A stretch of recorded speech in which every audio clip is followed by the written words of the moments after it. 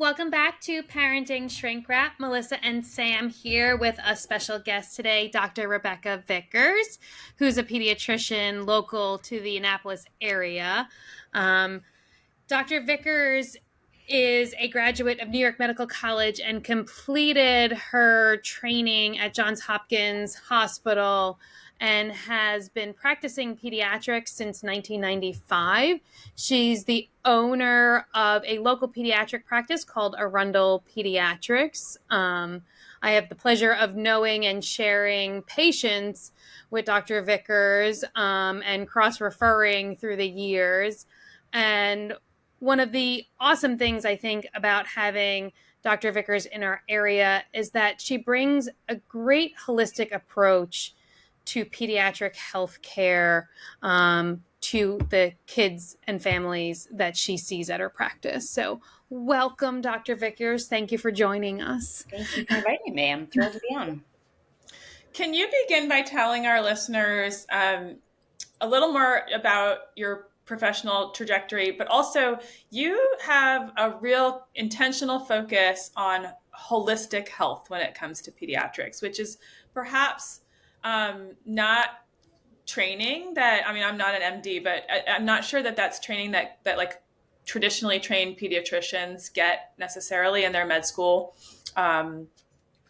background. So tell us a little bit about how that came to be a priority in your practice. Sure. So I trained at Hopkins, extremely conventional, wonderful training, learned a lot, which was great.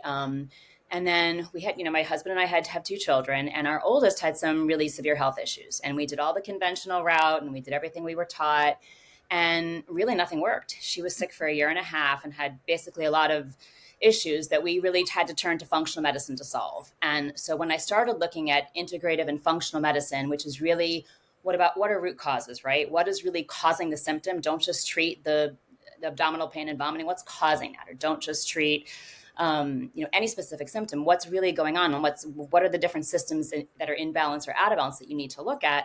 Conventional medicine doesn't do a great job of that. Conventional medicine does the symptom and does a medicine or a therapy, and that's it. Integrative and functional medicine looks at all the different systems and puts everything together. And that was how we healed our daughter.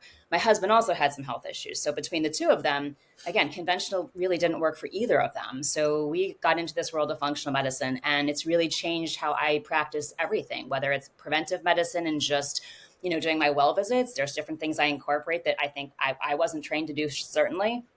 Or I'm seeing sick visits for a quick sick visit, or I'm seeing mental health consults. Like, I use this approach with every patient. And I found most people are really happy about it, that you get a much better result. And it just kind of, that's just my approach now. That's just my gut instinct, because it really does work so much better. And it brings so much more to both for my abilities to diagnose and treat, and also for the patients to really be able to feel better. I can't imagine how frustrating that must have been, being a physician, all this training under the sun and being trained at one of the best hospitals in the world, and then not being able to use those methods to help your own kid. Well, and then I did my own training. So I learned from both my daughter and my husband. And then I did IFM training through the Institute of Functional Medicine. I do the MAPS conferences once or twice a year.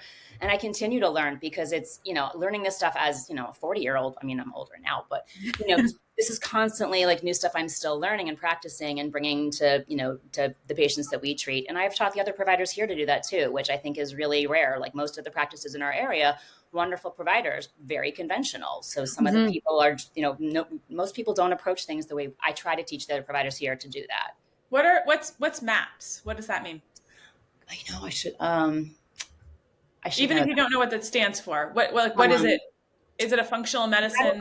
Medical needs of pediatric. Basically, it's like integrative pediatrics for pediatrics. It's like IFM for peds. Got it. Okay. The big focus is autism, PANS and PANDAS, mental health. I'll get back to you on that, because I should know that. But sorry, I didn't mean to ask you a stumping question. No. And I always forget I just call it MAPS. But it's just some of the coolest functional pediatricians that come every year. And I learned so much. My head spins for like 3 months, and I come home with all these ideas, and my staff's like, oh my Lord, new supplements and handouts. But I really love to just learn more, because the more I'm learning in that aspect, the more I feel like we can help these kids. And whether it's the autism incidence rising, the PANS and PANDAS diagnosis that are rising, or just the mental health issues of these kids, which are just so much worse nowadays than when I trained, it gives me new tools to work with and to help them and to offer them. And I find it really helpful.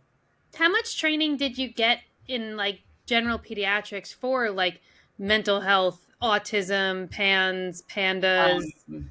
Autism was your very basic, I mean, not much. But back then, again, I've been out for a while. I'm 56. So back then, autism was very different. It's 1 in 33 now. I would even say it's more, to be honest. I really, it's so, yeah.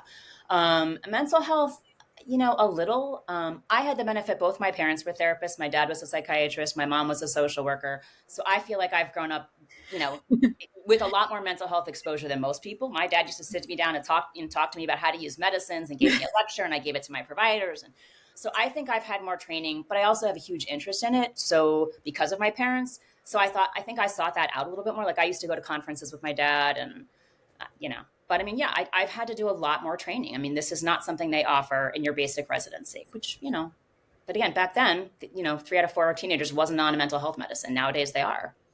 So you mentioned an increase in mental health, a change in the prevalence and perhaps diagnosis of, and which doesn't necessarily mean prevalence of autism spectrum disorder. What are some other trends you're seeing from the pediatric lens in today's younger population? What are you seeing in your practice? Just everything chronic disease. So kids are sick more often, right? So asthma's worse, allergies are worse, food allergies are worse, mental health issues are worse, ADD, ADHD. I mean, I've never had so many kids on attention, and they all need the meds, but that was just not the case 20 years ago. Yeah. So autism for sure, neuroinflammation and PANS and PANDAS for sure. Just kids are sicker. Kids are a lot sicker, and they're a lot harder to treat. Yeah. Yeah. I mean, adults as well, but I don't see the adults. Although I talk to the parents and I hear their issues too. But I think in general, there's a lot more chronic illness in general than there used to be. So how do you end up approaching this, for your typical well visit? If someone is coming in healthy, they may or may not have a chronic condition that you've been treating or that you're aware of. What are some things that you tend to focus on that you would say maybe the traditional pediatrician or traditionally trained pediatrician isn't always discussing?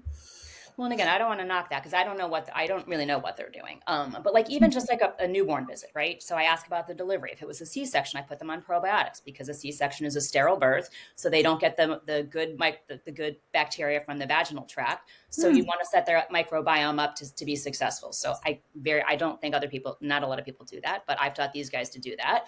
In terms of what the mom's eating, in terms of what the mom, if it's a breastfeeding mom, and encouraging that, and encouraging at the breast versus just pumps, because that's a different microbiome. At every well visit, I talk about diet and, trying not to do lots of processed foods, trying not to do lots of diets, because I feel like that's a huge issue. Adding some basic supplements for health, whether it's this one's a little hyper or this one's a little anxious.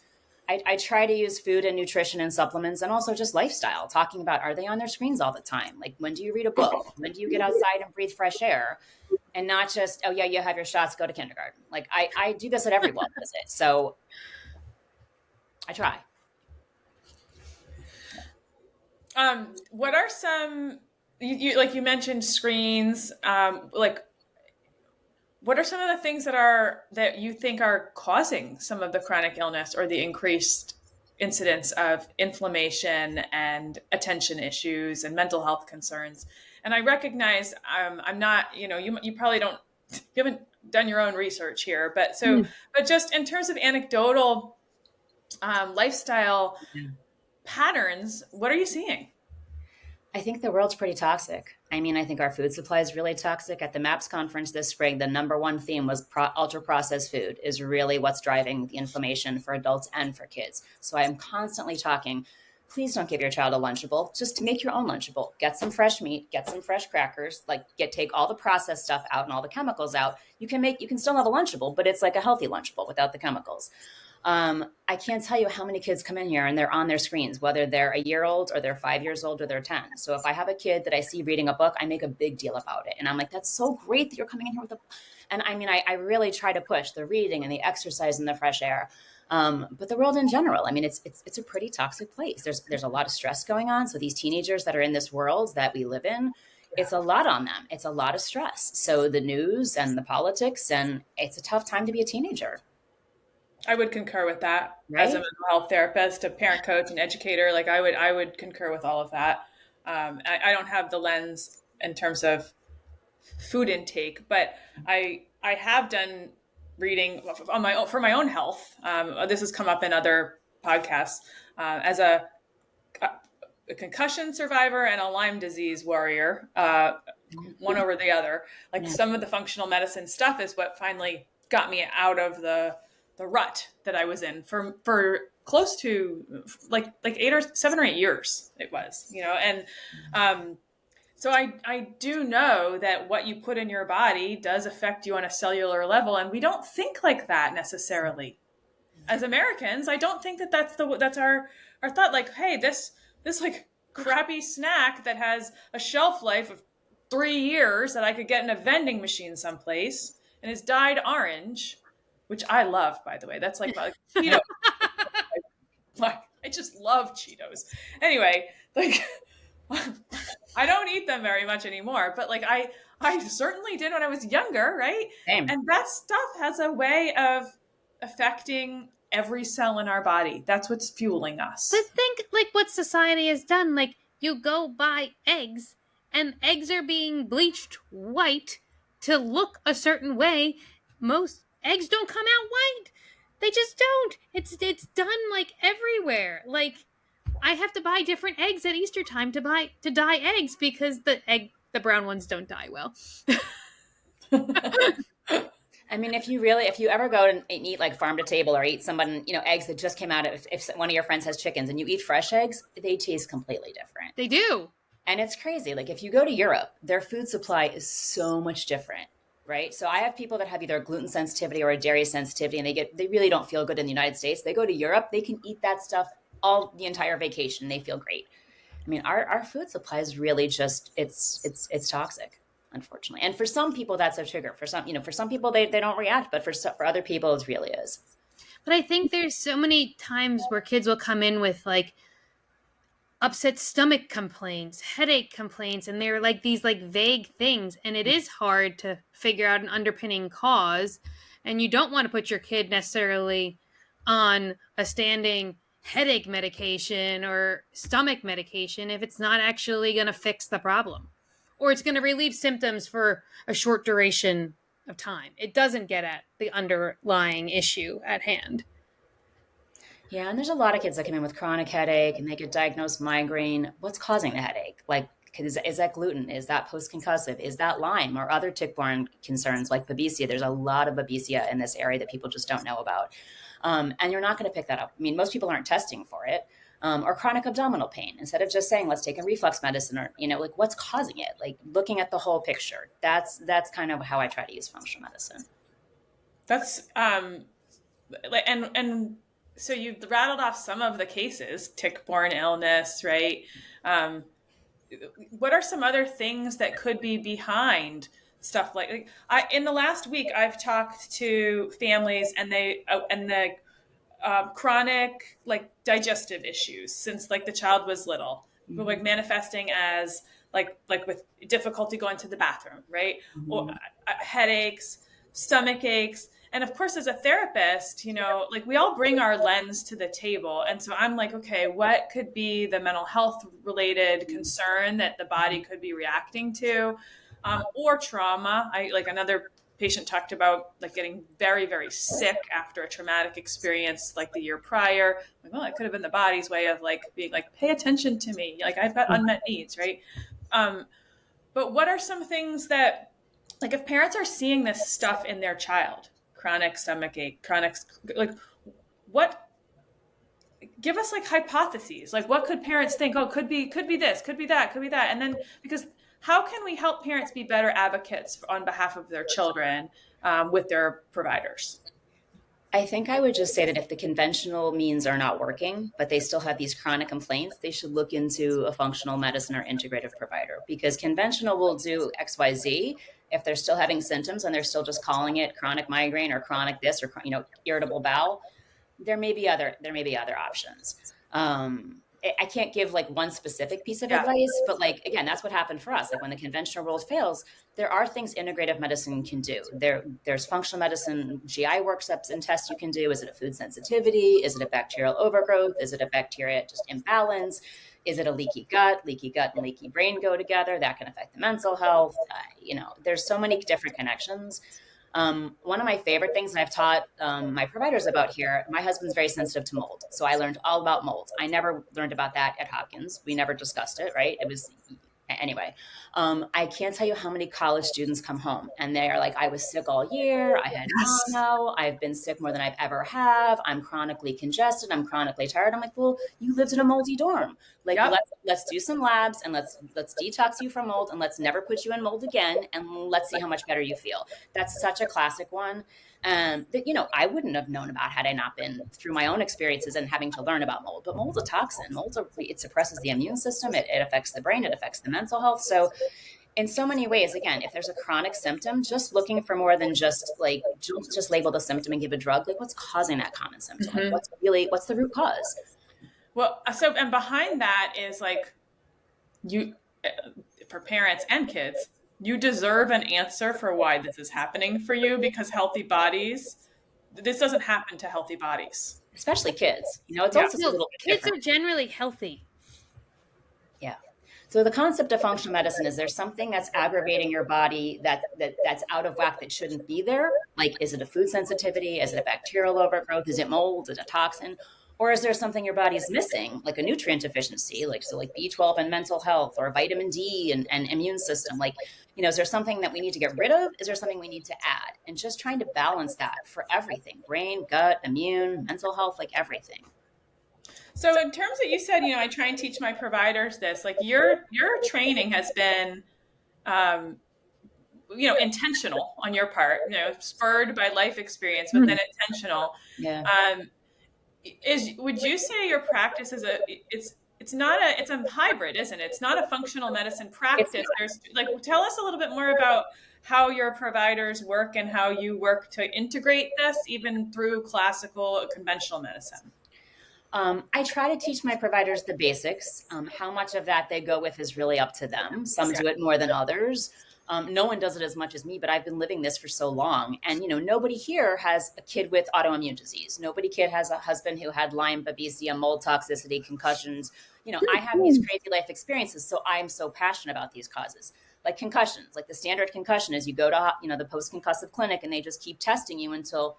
So at Mid-Atlantic, where I also work, they have a brain injury protocol. They do hyperbaric, they do lipids. There's things you can do to actually help brain recovery. But I learned that well after I had an injury. We should have talked before. Yeah. No. So I do, I teach them about it. How much they use that is really up to them. I do also offer to do consults. So if it's a kid that they're like, hey, I think this might be going on, I'm always happy to see their patients as a consult within our practice. Okay. Because again, this is my passion, trying to help figure out what's wrong with these kids, get them back on the path to health. So not every provider here no one here is like me, but I've taught them, and they will come up to me and ask me questions, and they'll pick up things that other providers, don't even know about. They all test for food sensitivities. They test everybody for celiac, because celiac, if you really look for it, it's very easy to pick up. So that kind of stuff they do much more routinely than I think I did before any of my experiences. And have you found that your excuse me, wow, I'm having a perimenopausal moment. Patience, that's the word that wouldn't come out of my mouth. Have you found that your patients' outcomes improve with this more comprehensive approach? Absolutely, because if you're treating the root cause and you're not just treating the symptom, they're much healthier. And I think one thing that I've heard in feedback and when people get frustrated is in some of the more conventional routes, when you hit that wall, they'll go back to those providers and they get no further advice. And parents are left really frustrated without an answer for their kid. And I think knowing you well, you're not going to leave any stone unturned, and you'll go that extra next few steps to really make sure everything has been comprehensively looked at. And I think that's really reassuring for parents so that they're not sitting there second guessing. I mean, not every parent has the medical knowledge to know, what is or is not the route to go. And I've had many frustrated parents in my office that have been to like GI numerous times and they're just not getting anywhere. And I see kids more at my Mid-Atlantic practice, which is not Arundel Peds. That's all conventional. I mean, that's all functional medicine. And they'll come in and they'll have had a GI workup, an allergy workup, a neuro workup, a this, a rheumatology workup. They've been told they have juvenile fibromyalgia, whatever. The kid has babesia. We treat the babesia. The kid's out of the wheelchair and the kid's normal. Like, it's crazy. So just, again, really looking for root causes and trying. Yeah, I do try and find like a kid. There's only about 2 of my patients I've helped. Can't fix them completely, but that's very frustrating for me. For the most part, I work really hard, and I'm going to get to the bottom of this. And no one else can fix them either. By the way, I've sent them just about but for the most part, yeah, you just if you use this approach, it generally works really well. It can be hard and it can take a lot of time, but. And how about insurance? I found, because functional medicine was I went to functional medicine when conventional medicine failed me, and I have found it to be pocket draining. Like it's and I don't know. I'm really hoping that the world of traditional medicine is moving in the direction of root cause, investigations. But there's a tail wagging the dog thing happening when insurance companies need a diagnostic code and they've determined like these are the treatments that we will accept for this particular code, and if your treatment is outside of the accepted codes in our manual, all bets are off. But so how does that work? Well, insurance is terrible anyway, in terms of they don't pay for as hard as I work, and I have so many complicated patients. Like I make the least of any person here in my practice because I'm spending all my time with these patients. Yes. Right? So my chronically ill patients, it's never a 10-minute visit. And I've been here the longest. I'm always full. I literally make the least amount of money. So that should tell you something. Yeah, there we go, right there. Functional medicine providers don't take insurances. They're spending 2 hours with a patient. Mm-hmm. You can't do that with an insurance model. Yep. And it's unfortunate, but it just won't work. So for you to get the kind of care and the kind of testing, insurance models just don't work. And that's frustrating and that's, upsetting. But on the other hand, I don't know how to change that part of it. I know. Oh, yeah. I mean, the same world I live in, Sam. Like, no one's going to pay me to spend an hour and a half, 2 hours talking to someone. Exactly. And that's what I tell my patients. I'm like, if you want a good psychiatrist, they won't take insurance. So you decide. It's your children's mental health. You'd want to go to somebody really good. Once they get you set up, I'm happy to take over. But like, that's an investment, right? That's something that's worth investing in versus someone who takes insurance and they're going to spend 15 minutes. Are they really going to pick the right thing? It's so hard that like some of the subtleties of getting like really, really getting to the bottom of what's going to be a game changer for a patient are not supported by our current healthcare system. Very true. Do you have some basic kind of like, well, kid, this is something I'm going to recommend for every kid, for every parent to do for their kid, for the kid that probably isn't your complex patient? You have plenty of those. For my well kids, I just make sure that their diet is good and their lifestyle is good. And I really push the reading and exercise and fresh air. And then I do basic supplements. So like I usually will do a multivitamin unless they're really eating 8 to 10 servings of fruits and vegetables, which nobody is. I'll do vitamin D fall through the spring, different doses depending on the age. If there's an autoimmune history, I'll do a probiotic. And then, I'll do some basic supplements if it's an anxious kid, but not enough to need anxiety medicine. There's some nice supplements you can use just to help increase GABA and just do some calming magnesium, just some basic stuff for well, but not complicated kids. That's usually my go-to for that. Are there I get this question all the time, and I honestly do not know the right answer. Are there certain brands of supplements for kids that are better than others? Because, you do a Google search and you're going to get slammed with the masses. Yeah. And I never know what to say sometimes to families when they're asking for a specific brand for X supplement. There are. And we actually just started using full scripts through my office, which I love because now I can send patients a list of which supplements I want them to get, which is great.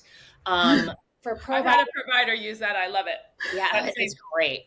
We didn't use it for a while for some reason. I don't know. Probiotics, I like Clear Labs or Metagenics or Megaspore for multivitamin. It just depends on the age. But yes, you should know there are some that are higher quality than others. Absolutely. Yeah. Like you shouldn't just buy CBD at Target. Like CBD is great, good for inflammation, good for pain, good for pans and pandas, good for eczema, but don't just get it at like CVS. Like it needs to be a good quality topical CBD. So how would a lay person determine what's a good supplement provider versus an iffy one? I don't know because I'm not a Yeah, lay. I know. It's like so would that be like contact of someone who's got some experience with functional medicine, a nutritionist, like find someone who's got their hand in the supplement world a little bit? Probably. Yeah. I will In tell you. traditional training, you're not trained in the supplements, Sam. Like I know. you don't get this training. Yeah, I know. I was taking the wrong supplement. This all like is a language I've learned to speak, and I'm not an MD, nor do I want to be one. This is not a field that excites me, and yet I've had to learn about it for my own health. Perfect example. When people say, "Oh yeah, my kid takes a Flintstones every day," so they have no B vitamins. They have so much junk in them. Like replace that with what do we do for kids? So First Day makes a gummy that's really good for kids. Hiya, HIYA, makes a chewable that's really good for kids. Smarty Pants makes a gummy, and they have lots of nutrients, including B vitamins, which usually don't taste good. So that's why they're not in Flintstones. And they don't have a lot of chemicals, and they're gluten-free, dairy-free. So they're not a lot of processed, but they're high nutrient value. So it's just kind of finding someone who knows that stuff. Mm-hmm. Yeah. Mm-hmm. Okay. Awesome. We are so glad to just have this perspective. I feel like this is, our podcast is about parenting, but it's about giving parents the tools and frameworks they need to promote or to set their children up for the highest potential, and their household for the greatest amount of peace, which is all any of us want on any given day anyway, right? Like for our kids to become who they're meant to be, and for us to be in connection and in a place of calm while that's happening. That's certainly not a possibility all the time. But what we've talked about today are they're like these small, subtle shifts that can have this butterfly effect in terms of, and some of them aren't small or subtle. Some of them are, but functional medicine is like, I'm going to get down and I'm going to get granular about what's going on behind the scenes for kids and their health. And it isn't all supplement based. I love what you said about lifestyle. Like get off the screens, get some sunshine, move your body, read a book. Well, you can get your vitamin D by going outside. Yeah, connect with people, right? Like we know what it means to be in relationship with people. Take some deep breaths. Like all these things have significant body impact as well. Absolutely. So Rebecca's practice is called Arundel Pediatrics, and your functional medicine practice is Mid-Atlantic Health Institute. I work there part-time. And we can put both of those in the show notes, I hope. You can put both. I work there very part-time right now, and it's hard because I could go there full-time and do a lot, but I just feel very passionately about being here doing the preventive part too, and preventing some of this autoimmune stuff and preventing some of the other stuff, and teaching my providers here just a little bit of this world, because I do feel like even the littlest bit that we do here, it makes a huge difference. It really does. I feel. So you might, Rebecca's a busy woman.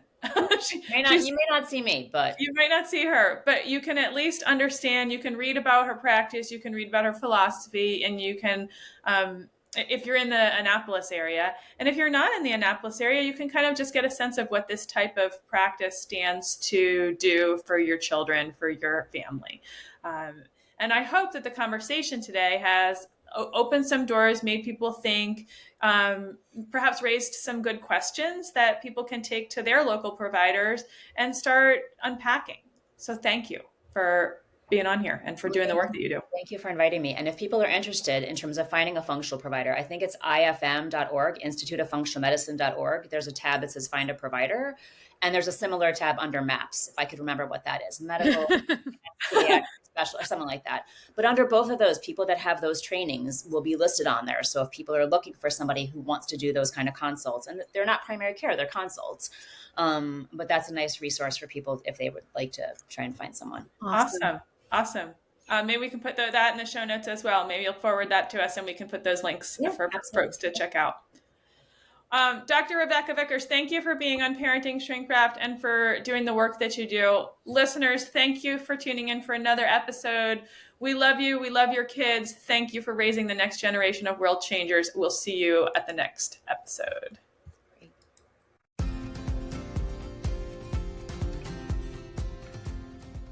Thanks for joining us on this wild ride called parenthood here at Parenting Shrink Wrapped.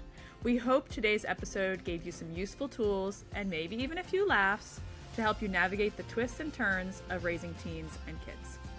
Remember, parenting is a journey, not a destination. And no matter where you are on the road, we're here to help you stay on course. Whether it's monumental meltdowns, teenage turmoil, or just the everyday chaos, you don't have to travel this path alone. So until next time, keep your seatbelt fastened, your sense of humor intact, and your eyes on the road. We'll be back soon with more compassionate conversations and practical strategies to support you and your family. Don't forget to subscribe to Parenting Shrink Wrapped wherever you get your podcasts so you never miss an episode. And if you've enjoyed today's show, we'd love it if you'd leave us a review and share it with a friend. If you have suggestions for topics you'd like to see us cover in the future, feel free to send us an email at parentingshrinkwrapped@gmail.com. Until we meet again, take care and enjoy the ride.